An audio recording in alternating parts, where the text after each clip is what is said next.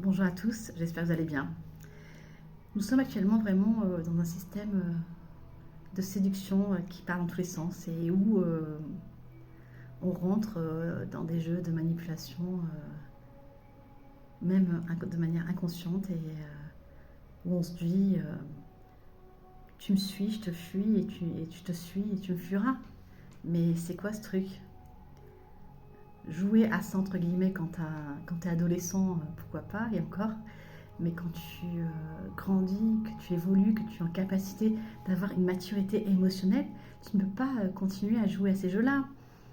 Dans nos relations, le problème, c'est qu'on est souvent dans cet ego-là, dans ce mental-là, au lieu d'être finalement dans notre cœur et dans notre âme.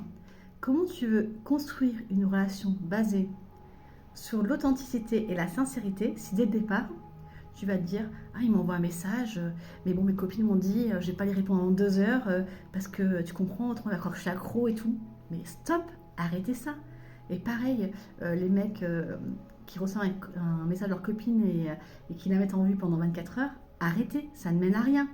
Si vous pensez que la personne en face de vous est importante et qu'il y a vraiment quelque chose en elle qui est différent des autres et que vous sentez qu'à la clé, il y a la construction, sortez de ces jeux de combat féminin-masculin qui ne mènent à rien.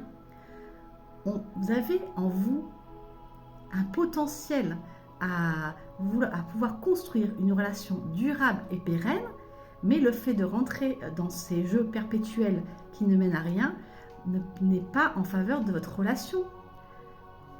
Quand vous aimez quelqu'un, la personne vous envoie un message, répondez-lui honnêtement. Si vous pensez que la personne en face de vous vaut le coup, faites-le.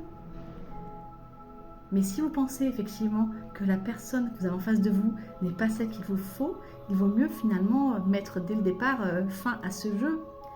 On est dans la vie pour aller vers la construction, vers la construction pérenne, que ce soit au niveau de notre construction individuelle que collective.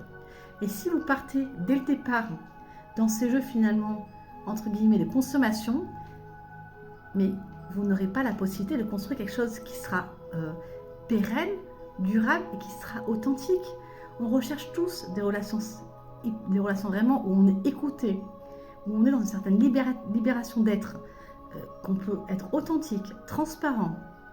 Mais si dès le départ, on sort des excuses pour ne pas répondre, etc., juste parce que on essaye de faire, comment dire, de distiller un peu de mystère ou quoi à la personne en face de nous, à force de non-dit, à force de voir des messages en vue, la personne en face de vous, elle en aura marre.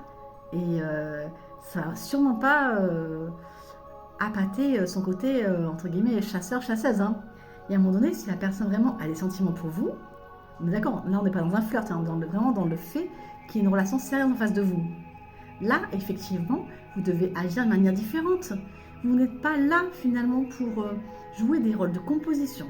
Alors, le masculin doit se comporter comme ça, la féminine comme ça. C'est quoi ce combat qui dure depuis des siècles et des siècles du masculin contre la féminine?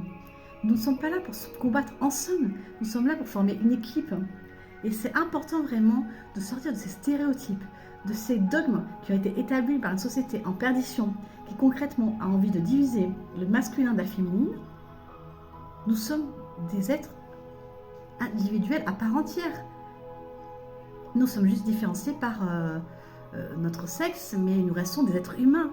Il y a un moment donné, il faut avancer de manière différente en se disant que oui, je sens en moi que la personne en face de moi est importante et qu'elle a le potentiel de changer ma vie, alors je vais adapter une autre configuration et je vais être plus dans la sincérité, dans l'expression du cœur et de l'âme, parce que je sens en moi que c'est ce qu'il faut faire et que je n'ai pas finalement à me baser sur mon ego. Si cet ego me dit non, je ne peux pas lui répondre parce que il va croire tout de suite que je suis accro et tout, et puis il va se lasser, etc. Mais arrêtez.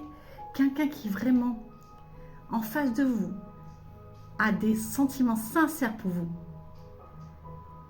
tout pourra arriver sur cette terre, rien ne pourra faire cesser ce sentiment-là. Si vraiment il y a cet amour-là qui est à part de tous ceux que vous avez connus jusque-là, qui transfigure tout. Vous savez en vous quelque chose, vous savez vraiment, vous avez comme une intuition intérieure qui vous dit que oui, c'est la bonne, oui, c'est le bon. Alors, agissez de manière différente. Nous ne sommes pas là pour rentrer dans des batailles d'ego silencieuses. Nous sommes là pour profiter de la vie. Et souvent, dans les relations, à force de réfléchir à des stratégies de manipulation, on ne vit pas pleinement la relation.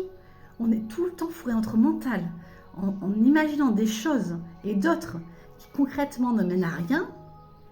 Il y a un moment donné où ce n'est plus possible. On doit se ressaisir et agir de manière différente.